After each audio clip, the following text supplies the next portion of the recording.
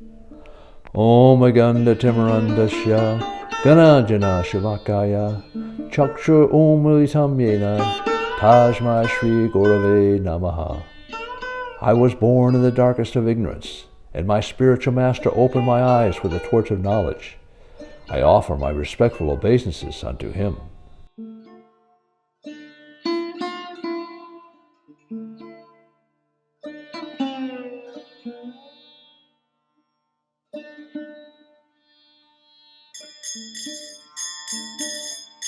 Krishna Kirtana Ganana Tanapano.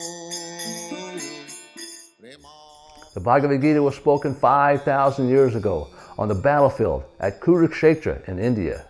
Bhagavad Gita is part of the Vedic epic called the Mahabharata. Maha meaning great, and Bharat being the name of the emperor who once ruled the earth. This battle was between family members who were fighting for rule of the entire planet. The battle lasted 18 days, but right before the fighting started, Krishna, the Supreme Personality of Godhead, having accepted the role of chariot driver for his dear friend and disciple Arjuna, spoke the Bhagavad Gita to alleviate the moral dilemma created by such a horrific battle. Bhagavad Gita literally means the Song of God. The whole series of events leading up to this battle were personally orchestrated by the Lord so that he could reintroduce true religious principles into human society. Whenever and wherever society abandons religious principles and adopts a godless philosophy simply based on unrestrained materialism, the Lord either descends himself or sends his confidential representative in order to reestablish pure religious principles based on reawakening our loving relationship with him. There have been many translations and commentaries on the ageless wisdom contained in the Bhagavad Gita. However, unless this knowledge of the science of self-realization is imparted by a bona fide representative of the Lord, any attempt to understand the true meaning of the Bhagavad Gita will be unsuccessful. As a basis for this presentation, I have chosen the translations and purports of His Divine Grace, A.C. Bhaktivedanta Swami Prabhupada, a pure devotee of Lord Krishna, coming in an authorized line of disciplic succession. A.C. Bhaktivedanta Swami Prabhupada appeared in this world in 1896 in Calcutta, India. He first met his spiritual master, Srila Bhaktisiddhanta Saraswati Goswami, in 1922 and became his student.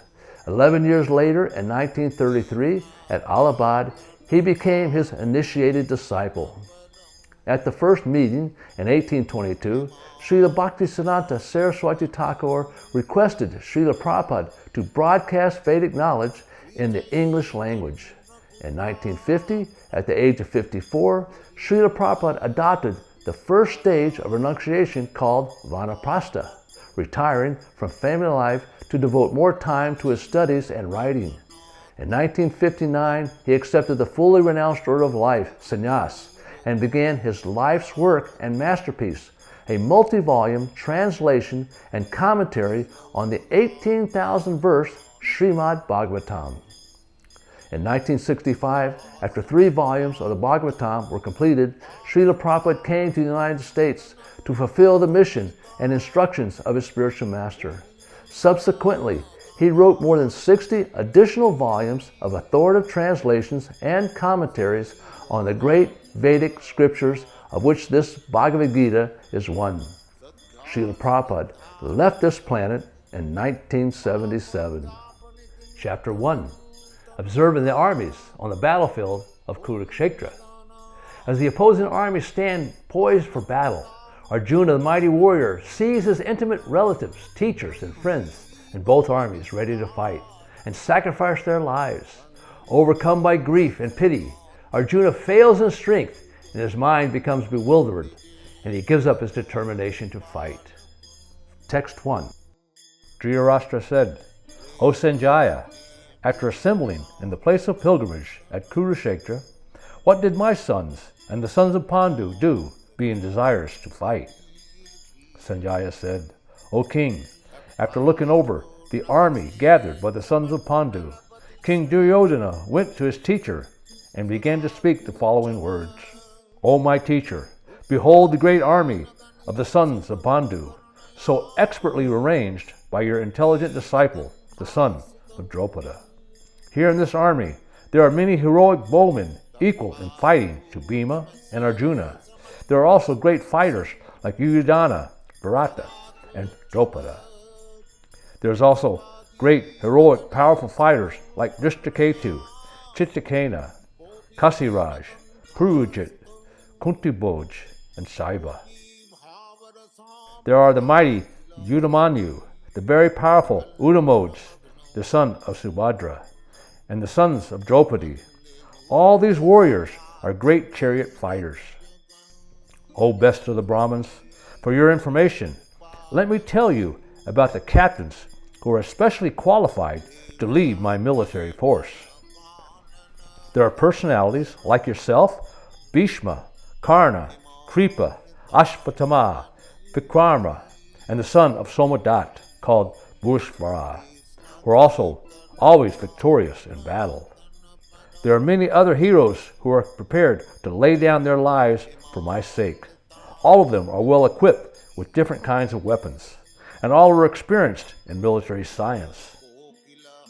Our strength is immeasurable, and we are perfectly protected by Grandfather Bhishma, whereas the strength of the Pandavas, carefully protected by Bhima, is limited.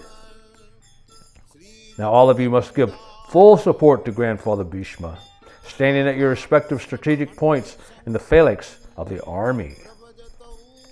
Then Bhishma, the great valiant grandsire of the Kuru dynasty, the grandfather of the fighters, blew his conch shell very loudly like the sound of a lion, giving Duryodhana joy. After that, the conch shells, bugles, trumpets, drums, and horns were all suddenly sounded, and the combined sound was tumultuous. On the other side, both Lord Krishna and Arjuna, stationed on a great chariot drawn by white horses, sounded their transcendental conch shells. Then Lord Krishna blew his conch shell called the Panchanjaya. Arjuna blew his, the Devadatta, and Bhima, the ferocious eater and performer of Herculean tasks, blew his terrific conch shell called Poundram. King Yudhisthira, the son of Kunti, blew his conch shell, the Ananta Vijaya, and Nakula and Sadadev blew the Sugosa and Manapushpaka. The great archer, the king of Kasi, the great fighter Sikandi, Drishtadhyumna, Bharat, and the uncomparable Satyaki, Drupada, the sons of Subhadra, greatly armed, all blew their respective conch shells. The blowing of these different conch shells became uproarious, and thus, vibrating both in the sky and on the earth, it shattered the hearts of the sons of Dhritarashtra. O king, at that time Arjuna, the son of Pandu, who was seated on his chariot, his flag marked with Hanuman, took up his bow and prepared to shoot his arrows. Looking at the sons of Dhritarashtra, O king, Arjuna then spoke to Hrishikesh, Krishna, these words. Arjuna said, O infallible one, please draw my chariot between the two armies, so that I may see who is present here and who is desirous of fighting, and with whom I must contend in this great battle attempt. Let me see those who have come here to fight, wishing to please the evil-minded son of Dhritarashtra. Sanjaya said, O descendant of Bharat, being thus addressed by Arjuna, Lord Krishna drew up the fine chariot in the midst of the armies of both parties. In the presence of Bhishma, Drona, and all the other chieftains of the world, Rishikesh, the Lord, said, Just behold, Partha, all the Kurus who are assembled here. There, Arjuna could see within the midst of the armies of both parties his fathers, grandfathers, teachers, maternal uncles, brothers, sons, grandsons, friends, and also his father-in-law and well-wisher, all present there. When the son of Kunti, Arjuna, saw these different grades of friends and relatives, he became overwhelmed with compassion and spoke thus. Arjuna said, My dear Krishna, seeing my friends and relatives present before me in such a fighting spirit, I feel the limbs of my body quivering and my mouth drying up. My whole body is trembling and my hair is standing on end. My bow Gandiva is slipping from my hand and my skin is burning. I am now unable to stand here any longer. I am forgetting myself and my mind is reeling. I foresee only evil, O killer of the Kasi demon. I do not see how any good can come from killing my own kinsman in this battle. Nor can I, my dear Krishna, desire any subsequent victory, kingdom, or happiness. O Govinda, of what avail to us are kingdoms, happiness, or even life itself, when all those for whom we may desire them are now arrayed in this battlefield?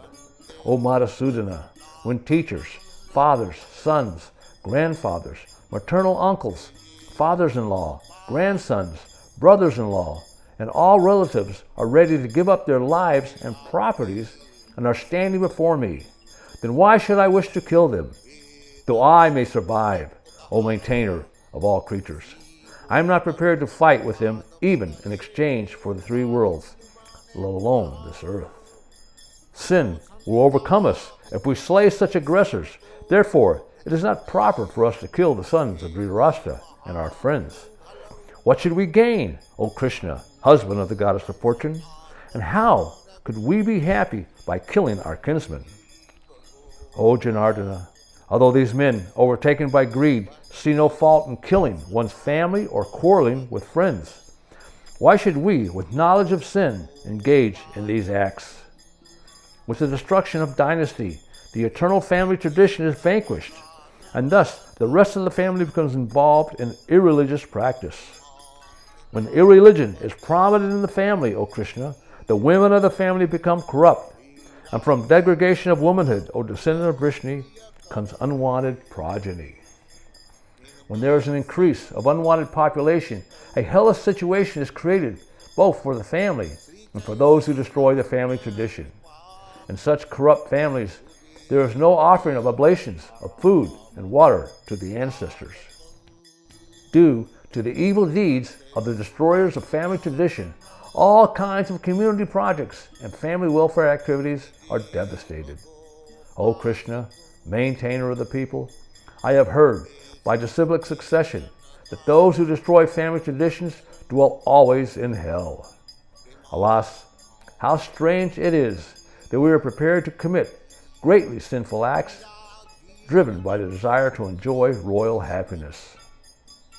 I would consider it better for the sons of Dhritarashtra to kill me unarmed and unresisting rather than fight with them. Sanjaya said, Arjuna, having thus spoken on the battlefield, cast aside his bow and arrows and sat down on the chariot, his mind overwhelmed with grief. Chapter 2, Contents of the Gita summarized. Arjuna submits to Lord Krishna as his disciple, and Krishna begins his teaching to Arjuna by explaining the fundamental distinction between the temporary material body and the eternal spiritual soul. The Lord explains the process of transmigration, the natural selfless service to the Supreme, and the characteristics of a self-realized person. Text 1. Sanjaya said, seeing Arjuna full of compassion and very sorrowful, his eyes brimming with tears, Madhusudana Krishna spoke the following words. The Supreme Person, Bhagavan, said, my dear Arjuna, how have these impurities become upon you? They are not at all befitting a man who knows the progressive values of life. They do not lead to higher planets, but to infamy. O son of Pritha, do not yield to this degrading impotence. It does not become you. Give up such petty weakness of heart and arise, O chastiser of the enemy. Arjuna said, O killer of Madhu, Krishna, how can I counterattack with arrows in battle men like Bhishma and Drona who are worthy of my worship? It is better to live in this world by begging than to live at the cost of the lives of great souls who are my teachers. Even though they are avaricious, they are nonetheless superiors. If they are killed, our spoils will be tainted with blood. Nor do I know which is better, conquering them or being conquered by them. The sons of Dhritarashtra whom if we killed, we should not care to live, are now standing before us in this battlefield. Now I am confused about my duty, and I have lost all composure because of weakness. In this condition, I am asking you to tell me clearly what is best for me. Now I am your disciple, and a soul surrendered unto you. Please instruct me. I can find no means to drive away this grief, which is drying up my senses. I will not be able to destroy it even if I win an unrivaled kingdom on the earth with sovereignty like the demigods in heaven. Sanjaya said, having spoken thus, Arjuna, chastiser of enemies, told Krishna, Govinda, I shall not fight, and fell silent. O descendant of Bharat, at that time Krishna, smiling in the midst of both armies, spoke the following words to the grief-stricken Arjuna. The Blessed Lord said, while speaking learned words, you are mourning for what is not worthy of grief. Those who are wise lament neither for the living nor the dead. Never was there a time that I did not exist, nor you, nor all these kings, nor in the future shall any of us cease to be. As the embodied soul continually passes in this body from boyhood to youth to old age, the soul similarly passes into another body at death. The self-realized soul is not bewildered by such a change. O son of Kunti, the non-permanent appearance of happiness and distress and their disappearance in due course are like the appearance and disappearance of winter and summer seasons. They arise from sense perception, O scion of Bharat, and one must learn to tolerate them without being disturbed. O best among men, Arjuna, the person who is not disturbed by happiness and distress, and is steady in both is certainly eligible for liberation. Those who are seers of the truth have concluded that of the non-existent there is no endurance, and of the existent there is no cessation. This seers have concluded by studying the nature of both. Know that which pervades the entire body is indestructible. No one is able to destroy the imperishable soul. Only the material body of the indestructible, immeasurable, and eternal living entity is subject to destruction. Therefore, fight, O descendant of Bharat. He who thinks that the living entity is a slayer, or that he is slain, does not understand. One who is in knowledge knows that the self slays not, nor is slain. For the soul there is never birth nor death, nor, having once been, does he ever cease to be. He is unborn, eternal, ever-existing, undying, primeval. He is not slain when the body is slain. O Partha, how can a person who knows that the soul is indestructible, unborn, eternal, and immutable kill anyone or cause anyone to kill? As a person puts on new garments, giving up old ones, similarly, the soul accepts new material bodies, giving up the old and useless ones. The soul can never be cut into pieces by any weapon, nor can it be burned by fire, nor moistened by water, nor withered by the wind. The individual soul is unbreakable and insoluble, and can be neither burned nor dried. He is everlasting, all-pervading, unchangeable, immovable, and eternally the same. It is said that the soul is invisible, inconceivable, immutable, and unchangeable. Knowing this, you should not grieve for the body. If, however, you think that the soul is perpetually born and always dies, still you have no reason to lament, O mighty armed. For one who has taken birth, death is certain, and for one who is dead, birth is certain. Therefore, in the unavoidable discharge of your duty, you should not lament. All created beings are unmanifested in their beginning, manifest in their interim state, and unmanifest again when they are annihilated. So what need is there for lamentation? Some look at the soul as amazing, some describe him as amazing, and some hear of him as amazing, while others, even after hearing about him, cannot understand him at all. O descendant of Bharat, he who dwells in the body is eternal and can never be slain. Therefore you need not grieve for any creature. Considering your specific duty as a Kshatriya, you should know that there is no better engagement for you than fighting on religious principles, and so there is no need for hesitation. O Partha, happy are the Kshatriyas to whom such fighting opportunities come unsought, opening for them the doors of the heavenly planets. If, however, you do not fight this religious war, then you will certainly incur sins for neglecting your duties, and thus lose your reputation as a fighter. People will always speak of your infamy, and for those who have been honored, dishonor is worse than death.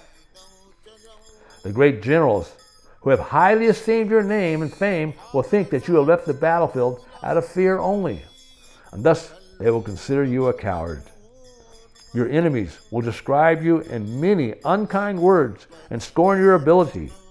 What would be more painful for you, O son of Kunti? Either you will be killed on the battlefield and attain the heavenly planets, or you will conquer and enjoy the earthly kingdom. Therefore, get up and fight with determination. Do thou fight for the sake of fighting, without considering happiness nor distress, loss or gain, victory or defeat, and by doing so you shall never incur sin. Thus far I have declared to you the analytical knowledge of Sankhya philosophy. Now listen to the knowledge of yoga, whereby one works without fruit or result. O son of Pritha, when you act by such intelligence, you can free yourself from the bondage of works. In this endeavor, there is no loss or diminution, and a little advancement on this path can protect one from the most dangerous type of fear.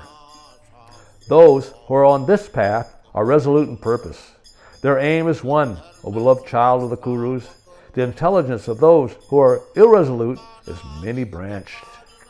Men of small knowledge are very much attached to flowery words of the Vedas, which recommend various fruitive activities for elevation into heavenly planets, resulting good birth, power, and so forth. Being desirous of sense gratification and opulent life, they say that there is nothing more than this. The minds of those who are too attached to sense enjoyment and material opulence, and who are bewildered by such things, the resolute determination of devotional service to the Supreme Lord does not take place. The Vedas mainly deal with the subject of the three modes of material nature. Rise above these modes, O Arjuna. Be transcendental to all of them. Be free from all dualities and from all anxieties for gain and safety, and be established in the self. All purposes that are served by the small pond can at once be served by great reservoirs of water. Similarly, all the purposes of the Vedas can be served by one who knows the purpose behind them. You have a right to perform your prescribed duty, but you are not entitled to the fruits of action.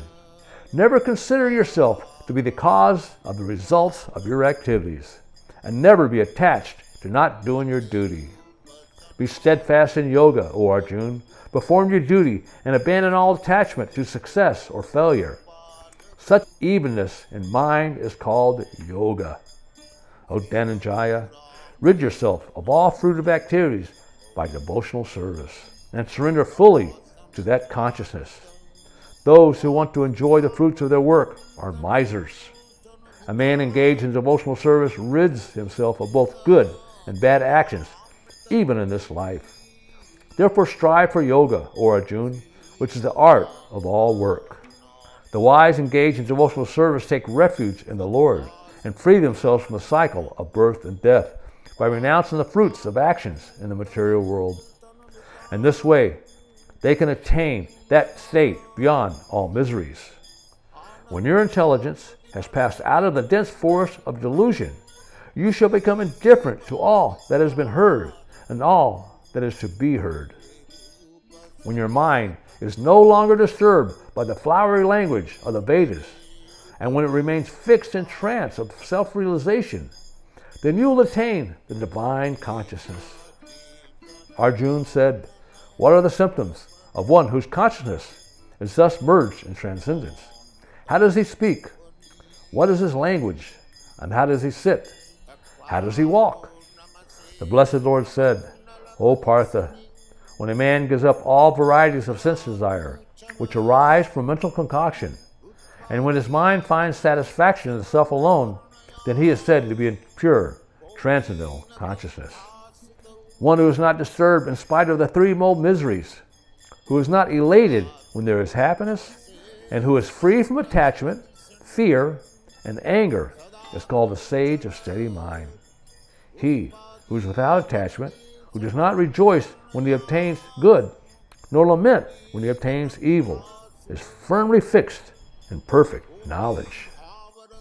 One who is able to withdraw the senses from sense objects, as a tortoise draws his limbs within the shell, is to be understood as truly situated in knowledge. The embodied soul may be restricted from sense enjoyment, though the taste for sense objects remain, but ceasing such engagements by experiencing a higher taste, he is fixed in consciousness. The senses are so strong and impetuous, O Arjuna, that they forcibly carry away the mind even of a man of discrimination who is endeavoring to control them. One who restrains his senses and fixes his consciousness upon me is known as a man of steady intelligence. While contemplating the objects of the senses, a person develops attachment for them, and from such attachment lust develops, and from lust anger arises. From anger, delusion arises, and from delusion, bewilderment of memory. When memory is bewildered, intelligence is lost, and when intelligence is lost, one falls down again into the material pool. One who can control his senses by practicing the regulated principles of freedom can attain the complete mercy of the Lord and thus become free from all attachment. For one who is so situated in divine consciousness, the threefold miseries of material existence exist no longer. In such a happy state, one's intelligence soon becomes steady.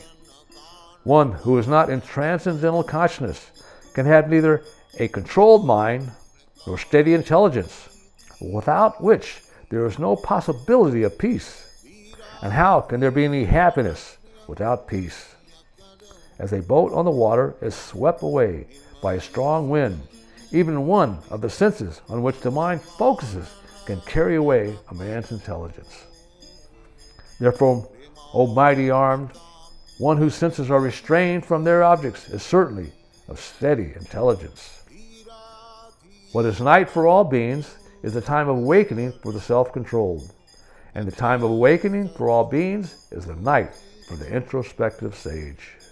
A person who is not disturbed by the incessant flow of desires that enter like the rivers into the ocean, which is ever being filled but is always still, can alone achieve peace, and not the man who strives to satisfy his senses.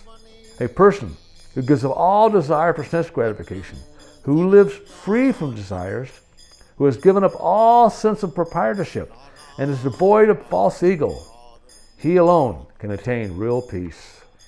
That is the way of spiritual and godly life, after attaining which a man is not bewildered. Being so situated, even at the hour of death, one can enter into the kingdom of God. Chapter 3, Karma Yoga. Everyone must engage in some sort of activity in this material world, but actions can neither bind one to this world or liberate one from it. By acting for the pleasure of the Supreme, without selfish motives, one can be liberated from the law of karma, action and reaction, and attain the transcendental knowledge of the Self and the Supreme.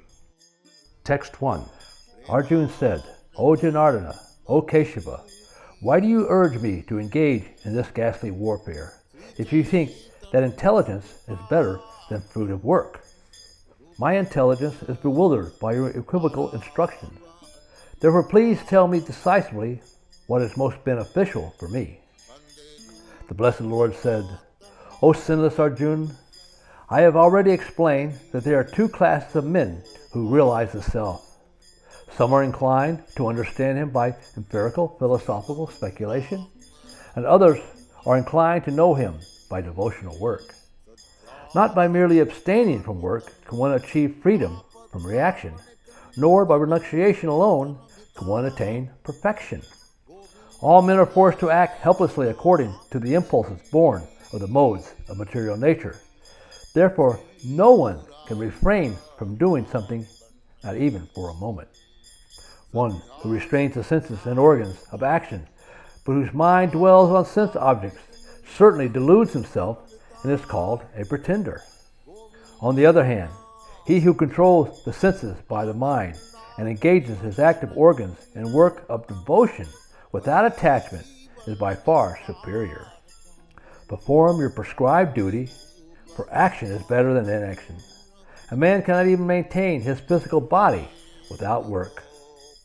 Work done as a sacrifice for Vishnu has to be performed. Otherwise, work binds one to the material world. Therefore, O son of Kunti, perform your prescribed duties for his satisfaction, and in that way you will always remain unattached and free from bondage. In the beginning of creation, the Lord of all creatures sent forth generations of men and demigods, along with sacrifices for Vishnu, and blessed them by saying, "Be thou happy by this yagna," sacrifice, because its performance will bestow upon you all desirable things. The demigods, being pleased by sacrifices, will also please you, thus nourishing one another. There will reign general prosperity for all. In charge of the various necessities of life, the demigods, being satisfied by the performance of yagna, sacrifice, supply all necessities to man. But he who enjoys these gifts without offering them to the demigods in return is certainly a thief. The devotees of the Lord are released from all kinds of sins because they eat food which is first offered for sacrifice. Others who prepare food for personal sense enjoyment, which are produced from rains. Rains are produced by performance of yagna, sacrifice, and yagna is born of prescribed duties. Regulated activities are prescribed in the Vedas, and the Vedas are directly manifested from the Supreme Personality of Godhead. Consequently, the all-pervading transcendence is eternally situated in acts of sacrifice. My dear Arjuna, a man who does not follow these prescribed Vedic system of sacrifice certainly leads a life of sin, for a person delighting only in the senses lives in vain. One who is, however, taking pleasure in the self, who is illuminated in the self, who rejoices in and is satisfied with the self alone, fully satiated, for him there is no duty. A self-realized man has no purpose to fulfill in the discharge of his prescribed duties, nor has he any reason not to perform such work, nor has he any need to depend on any other living being. Therefore, without being attached to the fruits of activities, one should act as a matter of duty, for by working without attachment, one attains the Supreme. Even kings like Janak and others attain the professional stage by performance of prescribed duties.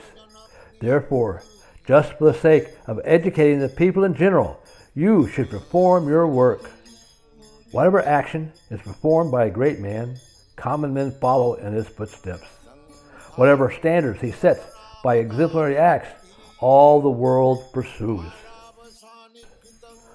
O son of Pritha, there is no work prescribed for me within all the three planetary systems, nor am I in want of anything, nor have I need to obtain anything, and yet I am engaged in work. For if I do not engage in work, O Partha, certainly all men would follow my path. If I should cease to work, then all these worlds would be put into ruination. I would also be the cause of creating an unwanted population, and I would thereby destroy the peace of all sentient beings. As the ignorant perform their duties with attachment to the results, similarly the learned may also act, but without attachment, for the sake of leading people to the right path. Let not the wise disrupt the minds of the ignorant, who are attached to fruit of action. They should not be encouraged to refrain from work, but to engage in work in the spirit of devotion. The bewildered spirit soul, under the influence of the three modes of material nature, thinks himself to be the doer of activities which are in actuality carried out by nature. One who is in knowledge of the absolute truth, almighty arm, does not engage himself in the senses and sense gratification, knowing well the differences, fully engage themselves in material activities and become attached. But the wise should not unsettle them, although these duties are inferior due to the performer's lack of knowledge. Therefore, O Arjuna, surrendering all your works unto me, with mind intent on me, and without desire for gain, and free from egoism and lethargy, fight. One who executes his duties according to my injunctions, and who follows this teaching faithfully, without envy, becomes free from the bondage of fruitive action. But those who out of envy disregard these teachings and do not practice them regularly are to be considered bereft of all knowledge, befooled, and doomed to ignorance and bondage. Even a man of knowledge acts according to his own nature, for everyone follows his nature. What can repression accomplish? Attraction and repulsion for sense objects are felt by the embodied beings, but one should not fall under the control of senses and sense objects, because they are stumbling blocks on the path of self-realization. It is far better to discharge one's prescribed duties, even though they may be faulty, than another's duties. Destruction in the course of performing one's own duty is better than engaging in another's duties, for to follow another's path is dangerous. Arjuna said, O descendant of Vrishni, by what is one impelled to sinful acts even unwillingly, as if engaged by force?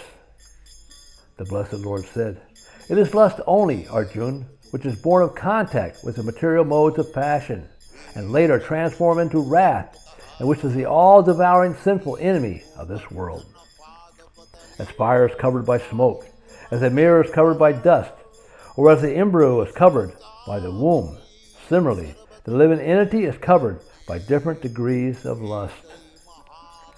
Thus, a man's pure consciousness is covered by his eternal enemy in the form of lust, which is never satisfied and which burns like fire. The senses, the mind and intelligence are the sitting places of this lust, which veils the real knowledge of the living entity and bewilders him. Therefore, O Arjuna, best of the Bharts, in the very beginning curb this great symbol of sin, lust, by regulating the senses, and slay this destroyer of knowledge and self-realization. The working senses are superior to dull matter. Mind is higher than the senses. Intelligence is still higher than the mind, and he, the soul, is even higher than the intelligence. Thus, knowing oneself to be transcendental to material senses, mind, and intelligence, one should control the lower self by the higher self, and thus by spiritual strength conquer this insatiable enemy known as lust. Sri Bhagopalakum Krishna Kirtana Ganana Tana Param Primam Tambani Virag Vira Jana Priya Priya Kana Nima Sajam Pujito Krishna Kirtana Ganana